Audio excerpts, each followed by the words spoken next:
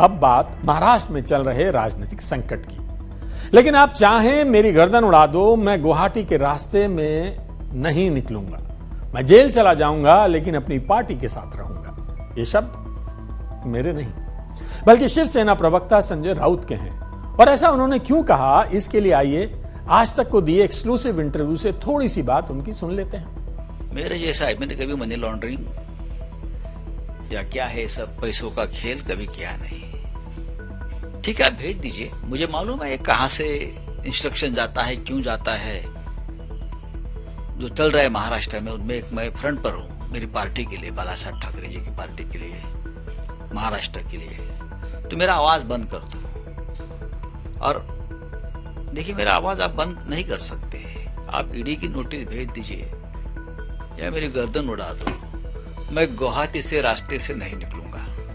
मैं यहां ही रहूंगा मेरी पार्टी के साथ। आप कितनी भी कोशिश करो, मैं मर जाऊंगा। लेकिन आपने मेरे खिलाफ ईडी लगाया, सीबीआई लगाया, मैं जेल जाऊंगा ना। आप मुझे अरेस्ट कर सकते हो। अभी मैं बैठा हूं शिवसेना भवन में, आप आइए, अरेस्ट करो, मुझे बुलाओ, कब आना है, मैं जाऊंगा।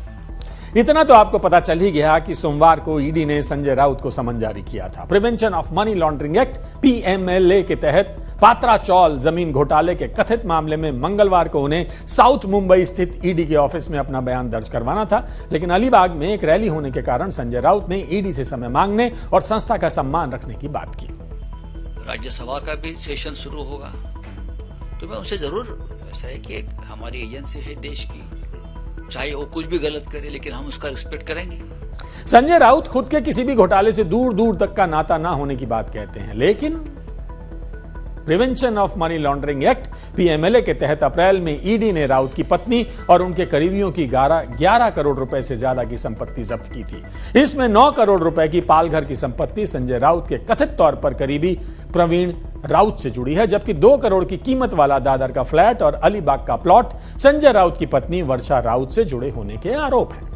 अब हम आरएनए में आपसे इस पात्रा चौल जमीन घोटाले के पूरे मामले की भी चर्चा करेंगे, क्योंकि आपको तो पता है कि हम आज तक डिजिटल के इस खास शो में विस्तार से बात करते हैं। तो आइए समझते हैं कि पात्रा चौल जमीन घोटाला आखिर क्या है और इसमें संजय राउत का नाम कैसे आया।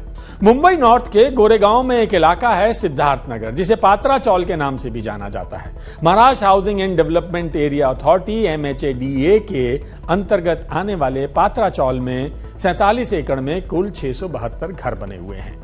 महाडा ने 2007 में गुरु आशीष कंस्ट्रक्शन प्राइवेट लिमिटेड यानी GACPL को पात्रा चौल के पुनर्विकास और लोगों के पुनर्विकास का काम सौंपा। GACPL housing development and infrastructure limited HDIL की सिस्टर कंपनी है। इस समझौते के तहत गुरु आशीष कंस्ट्रक्शन को पात्रा चौल के किराएदारों के 672 फ्लैट को पुनर्विकसित करना था और करीब 3000 फ्लैट महाडा को सौंपने थे। गुरु आशीष कंस्ट्रक्शन ने फ्लैट को रीडेवलप करने और महाडा को बाकी फ्लैट सौंपने के बजाय इस 47 एकड़ जमीन को 8 अलग अलग बिल्डरों को 1034 करोड़ रुपयों में बेच दिया। मार्च 2018 में महाडा ने गुरु आशीष कंस्ट्रक्शन के खिलाफ FIR दर्ज करवाई। फरवरी 2020 में इकोनॉमिक ऑफेंस विंग EOW ने प्रवीण राउत को गिरफ्तार किया। प्रवीण राउत HDIL में सारंग वधावन और राकेश वधावन के साथ डायरेक्टर थे। वधावन बंधु PMC बैंक घोटाले के मुख्य आरोपी हैं। प्रवीण राउत को बाद में जमानत पर छोड़ दिया गया, लेकिन अप्रैल 2022 में उसे ईडी ने फिर गिरफ्तार कर लिया। अब यहां तक का मामला तो आपकी समझ में आ गया होगा, लेकिन सवाल फिर भी होगा कि इसमें संजय राउत का नाम कहां, कब और कैसे जुड़ा। तो आइए वो भी समझ लेते हैं। संजय राउत का नाम जमीन घोटाले से कैसे जुड़ा, ये एक बड़ा सवाल है। पात्रा चौल जमीन घोटाले मामले में 1 फरवरी को ईडी ने केस दर्ज किया था। ईडी ने प्रवीण राउत और उसके करीबी सुजीत पाटकर से जुड़े ठिकानों पर छापा मारा था। 2 फरवरी को प्रवीण राउत को गिरफ्तार किया गया था, जबकि पाटकर का बयान दर्ज किया गया। प्रवीण राउत और संजय राउत कथित तौर पर दोस्त हैं। PMC बैंक घोटाले की जांच में वधावन बंधुओं के साथ प्रवीण का नाम भी आया।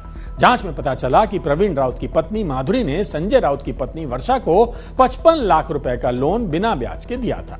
इस लोन से संजय राउत के परिवार ने दादर में एक फ्लैट खरीदा था। इस मामले में माधुरी और वर्षा का बयान भी दर्ज किया गया था। ईडी के मुताबिक 2010 में प्रवीण राउत को इक्विटी की बिक्री और लैंड डील के लिए 95 करोड़ रुपए मिले थे, लेकिन कंपनी इन प्रोजेक्ट्स को पूरा नहीं कर पाई थी। इस मामले में जिस सुजीत पाटकर के घर पर ईडी ने तलाशी ली थी, वो प्रवीण राउत का सहयोगी है। सुजीत पाटकर पाटकर को संजय राउत का करीबी भी माना जाता है। पाटकर संजय राउत की बेटी के साथ एक वाइन ट्रेडिंग कंपनी में पार्टनर भी हैं। इसके अलावा पाटकर की पत्नी और संजय राउत की पत्नी ने मिलकर अलीबाग में जमीन भी खरीदी थी।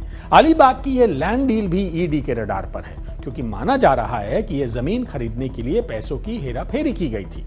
ऐसा भी कहा जाता है कि पाटकर को मुंबई और ठाणे में कई जगह कोविड सेंटर बनाने के लिए ठेके भी मिले थे। बीजेपी नेता किरीट सोमैया ने इन ठेकों में अनियमितताएं होने का आरोप लगाया था। सोमैया ने पाटकर और उनकी कंपनी के खिलाफ पुणे के शिवाजी नगर पुलिस स्टेशन में शिकायत दर्ज करवाई थी। आरोप प्रत्यारोप तो ठीक है, लेकिन आप देख रहे हैं आज तक डिजिटल पर शो आरएनए यानी पूरी एनालिसिस। तो ऐसे में यह जानना भी जरूरी हो जाता है कि सामने वाला पक्ष क्या कहता है, यानी आखिर क्या कहना है संजय राउत का। एक जवाब तो हमने आपको पहले ही सुनवाया था, जो संजय राउत ने ईडी के समन के बारे में कहा था। उसी बात को उन्होंने ट्वीट के जरिए भी रखा।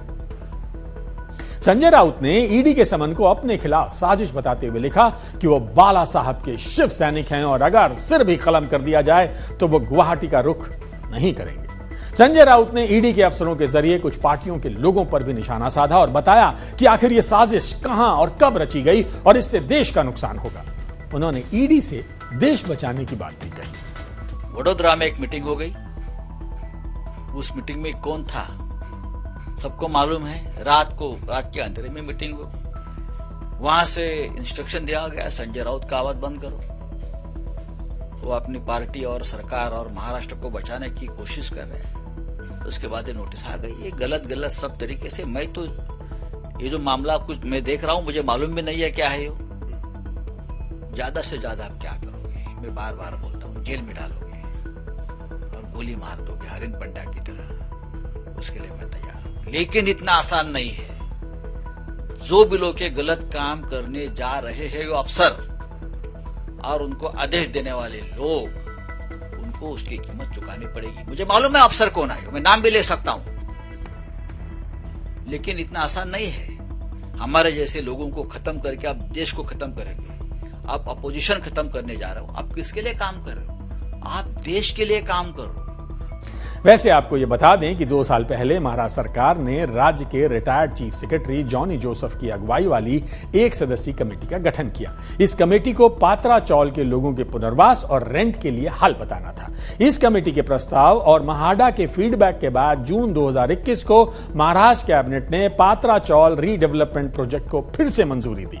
इस संबंध में सरकारी प्रस्ताव जुलाई 2021 में जारी किया गया। इस साल फरवरी में राज्य के मुख्यमंत्री उद्धव ठाकरे के आदेश पर निर्माण कार्य फिर शुरू हुआ। अब इस प्रोजेक्ट को पूरा करने की जिम्मेदारी महाडा की है।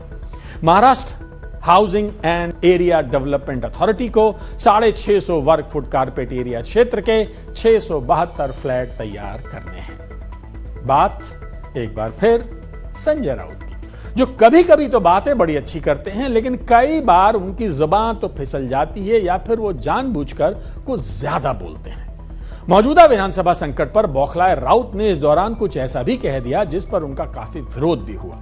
शिवसेना के बागी विधायकों के नेता एकनाथ शिंदे के समर्थकों ने ठाणे में संजय राउत के बयान का विरोध किया और उनका पुतला फूका। संजय राउत ने कहा था, गुवाहाटी में 40 विधायक जिंदा लाश हैं, उनकी आत्माएं मर चुकी हैं, उनके वापस आने पर शवों को पोस्टमार्टम के लिए सीधे विधानसभा भेजा जाएगा। जब ये 40 लोग यहां से बाहर निकलेंगे तो उनका दिल जिंदा नहीं होगा। वे जानते हैं कि यहां लगी आग में क्या अंजाम हो सकता है। ये बातें संजय राउत ने कही और आप जानते हैं कि संजय राउत शिवसेना के प्रवक्ता हैं। आज तक ने जब उनके ऐसे बयान पर सवाल किया तब उन्होंने इसकी सफाई दी या खुलकर फिर वही बात कही। इसका फैसला आप खुद उनकी बात सुनकर कीजिए। देखो, ये तो बहुत हिम्मत वाले लोग हैं। शिवसेना में बगावत कर दी वो लोगों ने और भाग गए। तो डर किस बात की है? अगर आपको समर्थन है, आपके साथ लोग हैं, तो डरने की और भागने की जरूरत नहीं है। बात रही मेरे वक्तव्य की, मेरे वक्तव्य तोड़मोड़ करो उसका सब न्यायालय में बता रहे हैं कि मैंने इतना ही कहा कि जो लोग 40 लोग वहां गए हैं वो सिर्फ शरीर उनका चल रहा है, बाकी तो उनका आत्मा मर गया है। ऐसे मरे हुए लोगों को क्या मुंबई में हम स्वागत करेंगे? वो तो सिर्फ जिंदा लाशें यहां आएगी। इतना ही मैंने कहा है। इसी के साथ अब आप सभी दर्शक जो हमें आज तक के डिजिटल प्लेटफॉर्म पर फॉलो कर रहे हैं, देख रहे हैं, उनसे हमारा एक सवाल और एक रिक्वेस्ट, कैसा लगा आपको हमारा ये शो आरएनए और हमारी आज की ये एनालिसिस? आज डिस्कस किए गए मामलों पर आपका क्या विचार है? कमेंट करके आरएनए के इस एपिसोड के बारे में अपना रिएक्शन जरूर दें और सब्सक्राइब करें हमारा चैनल आज तक।